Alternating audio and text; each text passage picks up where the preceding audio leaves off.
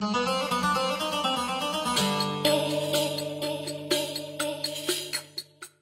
হিজরি রজব মাসের ২৬ তারিখ সোমবার দিনগত রাত পবিত্র শবে মেরাজ। এই রাতে মহান আল্লাহ তাআলার হুকুমে আল্লাহর প্রিয় নবী ও রসুল হযরত মুহাম্মদ সাল্লাল্লাহু আলাইহি ওয়াসাল্লাম আরশে আজিম পর্যন্ত ঊর্ধ্বলোক গমনের সৌভাগ্য লাভ করেছিলেন।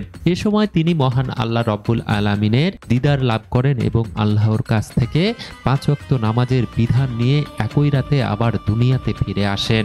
এ কারণেই রাতটি মুসলমানদের কাছে অত্যন্ত পবিত্র।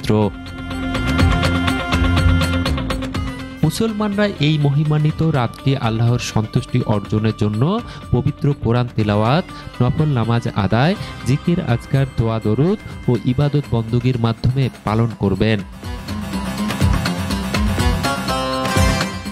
রাসূলুল্লাহ সাল্লাল্লাহু আলাইহি ওয়াসাল্লাম বলেন, এই রাতে নফল ইবাদত করবে ও দিনে রোজা পালন করবে। ইবাদতের মধ্যে শ্রেষ্ঠ হলো নামাজ। সুতরাং নফল ইবাদতের মধ্যে শ্রেষ্ঠ হলো নফল নামাজ। প্রতিটি নফল ইবাদতের জন্য তাজা উজু বা নতুন উজু করা মুস্তাহাব। বিশেষ ইবাদতের জন্য গোসল করাও মুস্তাহাব। ইবাদতের জন্য দিন অপেক্ষা রাত শ্রেয়তর।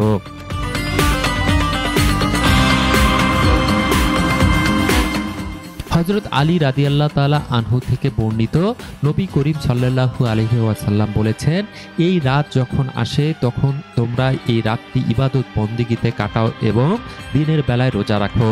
কেননা এদিন সূর্যাস্তের পর আল্লাহ তাআলা দুনিয়ার আসমানে নেমে আসেন এবং আহ্বান করেন, কোনো ক্ষমা প্রার্থী আছো কি? আমি ক্ষমা করব। কোনো রিজেক্ট প্রার্থী আছো কি? আমি রিজেক্ট দেব। আছো কি কোনো বিপদগ্রস্ত? আমি উদ্ধার করব। এভাবেই ভোর পর্যন্ত আল্লাহ তাআলা মানুষের বিভিন্ন প্রয়োজনের কথা উল্লেখ করে আহ্বান করতে থাকেন।